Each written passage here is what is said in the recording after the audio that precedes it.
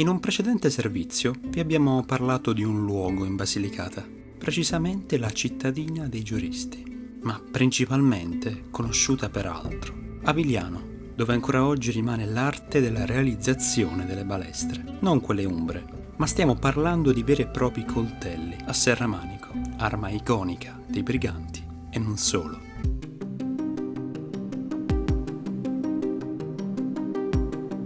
C'è una leggenda ad Avigliano che narra la nascita della regina dei coltelli. C'era una volta un fabbro innamorato che cercava moglie, ma era povero. Nessuna ragazza del paese accettava la sua corte, non tanto perché non avesse soldi, ma perché fabbro. Ad Avigliano, come in tanti altri paesi, i fabbri non godevano di molte simpatie, erano discendenti diretti di quelli che avevano prodotto i chiodi che portarono Gesù sulla croce. Per tal motivo erano maledetti.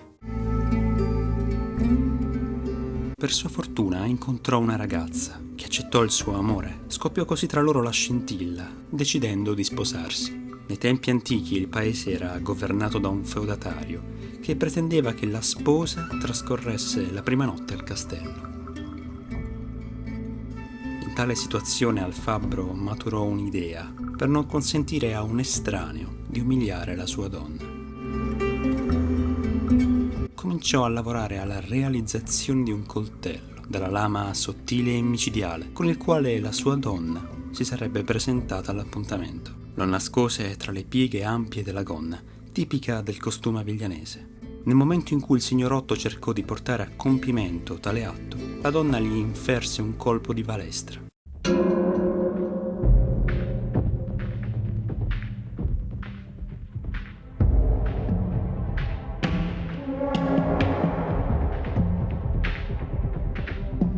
Il signorotto si trascinò per la strada e andò a morire in un vicolo, che ancora oggi si chiama Cavalcavia del Riscatto. La balestra da allora divenne coltello d'amore, pensato non per offendere, ma per difendersi. Entrò nella tradizione e divenne parte integrante del costume femminile aviglianese. Oggi a portare avanti la tradizione della balestra, in dialetto locale V e non B, l'artigiano aviglianese Vito Aquila, esponente della diffusione della balestra in tutto il mondo. Non a caso conosciuto e apprezzato a livello internazionale.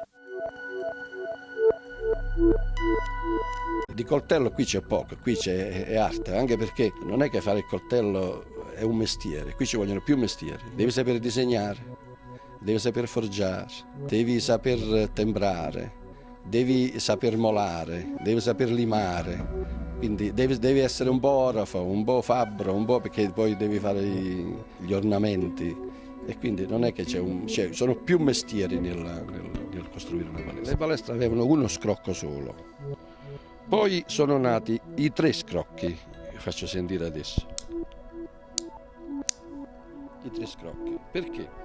Perché questo, per non andare subito allo scontro, magari il duellando, uno dei 2, perché il porto è sempre in 2, faceva il primo scrocco per far sentire: guarda che io tengo il coltello, forse è meglio che lasci stare.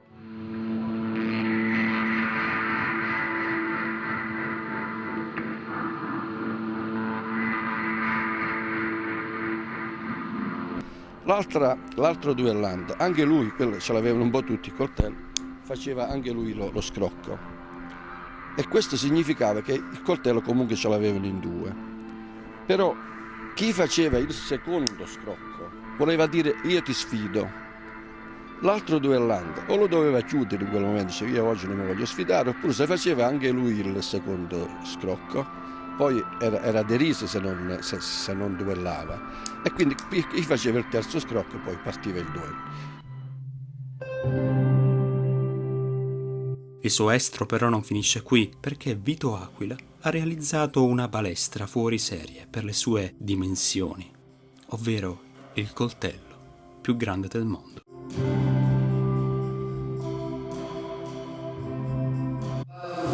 Il nome della balestra ha preso il nome della volta, quindi quando noi diciamo coltello balestra non è proprio esatto.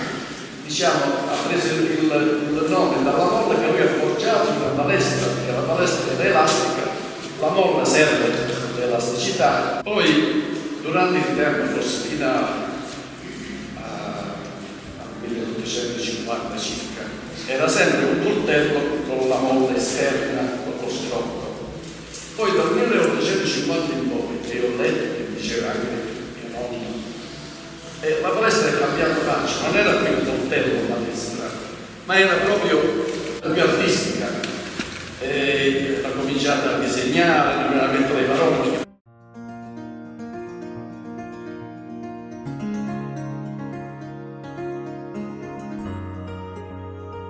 La verità dell'Ottocento in poi, secondo la venda dei Borboni, la Spagna, la molla è stata nascosta, prima era sovrapposta sul dorso, è stata fatta la scalatura qua dentro e quindi è stato un po' più armonizzato meglio come disegno.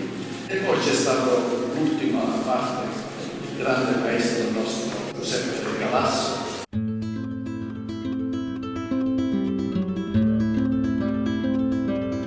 Il grande maestro, che lo chiamo grande maestro, che poi ci ha fatto anche scuola, per me è Nicola Soli. Da lui ha dato più forma da pugnale, infatti se vedete la lama ha una forma di foglia d'olivo. E poi c'era ancora un altro nome, lama pelata, perché c'era un antenato nostro che faceva il coltello di parlare senza capelli, lo chiamavano dietro anche il capo pelato.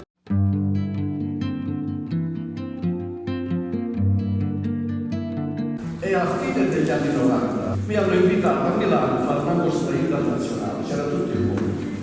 Ho spiegato tutti da quanti, dal 1600 in poi, la palestra è bella, di dove sei? Io dico, sono di Avigliano. Ah, diceva, Torino, Piemonte, no, Avigliano, del sud, a Calabria, no, in Calabria, a Potenza, insomma, che cosa per Potenza?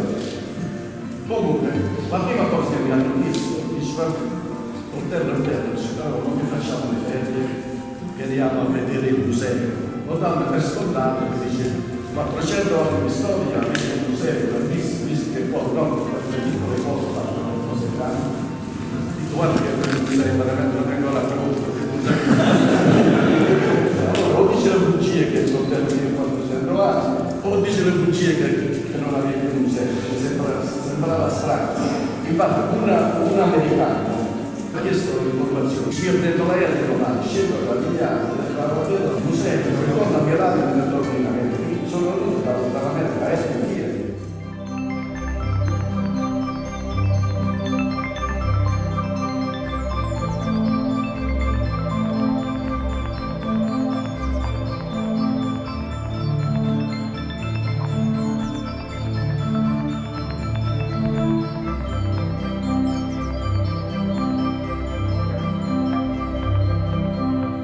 Siamo qui alla fiera alla Meilà di Milano, alla 26esima fiera.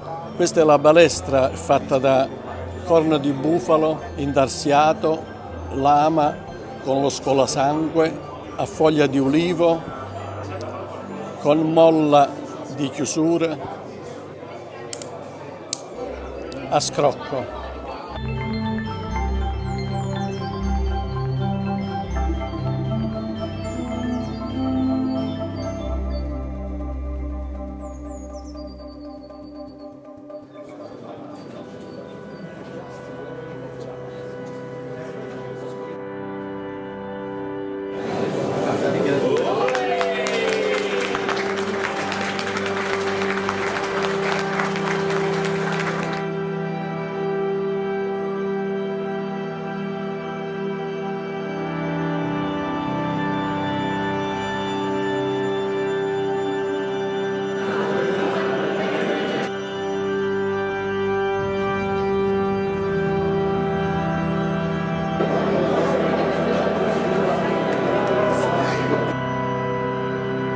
Sì, veramente io ho un po' di tempo che volevo fare questa opera. Questa io la volevo fare già dagli anni 2000, perché non avevamo niente da far vedere ai turisti, ai coltellinai, ai collezionisti. E dico, allora faccio qualche cosa in modo che viene ad Avigliano uno vede qualcosa, visto che non c'è niente. 3 anni fa, quando abbiamo fatto la nostra casella Cobenzi, i coltellinai volevano venire ad Avigliano a vedere qualcosa. Dico, io vi porto a Avigliano, ma non solo a mangiare il baccalà, perché non abbiamo un museo. Allora dico, la prima cosa che devo fare una cosa che sciocca un po' il pubblico e devo fare una palestra un po' più grande. Poi mi sono sbagliato e è venuta ancora più grande di quanto era immaginato. Questa è tutta in legno, pino rosso, l'avevamo fatto per farla stare all'esterno. Poi non abbiamo avuto i permessi, lo volevamo mettere nella rotatoria provinciale, ci hanno detto di no, in piazza occupava troppo spazio. Alla fine è uscito tramite l'ingegnere Rocco Fiore, abbiamo deciso di metterla nel chiostro. La simbologia è usata per la spada, il pugnale che spacca il cuore, che voleva dire lunga vita chi detiene, e quindi l'altro è dall'altro lato, quindi chi prende la coltellata. Questa è una spiga di grano sotto, questo qua è un fiorame immaginato da me e questo è un cuoricino, quello che ho messo io dentro per fare sto lavoro. Bisogna fare un museo dell'artigianato, perché, ripeto, qui a Avigliano si manteneva sull'artigianato. Non c'è l'agricoltura qua, c'è il Monte Carmine, c'è l'agricoltura, non c'è. E quindi io direi di cominciare a raccogliere i reperti. Intanto il Comune mette a disposizione una stanza per raccoglierli, per catalogarli, per metterli. E poi man mano col tempo, che il museo non si fa in 2 giorni, sicuramente non si fa. Dopo di me, se facciamo, come hanno detto oggi, che aveva un po' di soldi per fare una scuola, chiamiamola accademia, chiamiamola come vogliamo. E io credo che qualche ragazzo, forse un pensierino l'ha fatto proprio oggi, a furia di sentire qualcosa, vede che qualche nipotino nostro, mio e di altri, può darsi che qualcosa esce fuori. Nel tallone del conico della palestra già ho scritto Città della Palestra. Poi possiamo anche correggere meglio, proprio con un nome aviglianese caratteristico, Città della Palestra.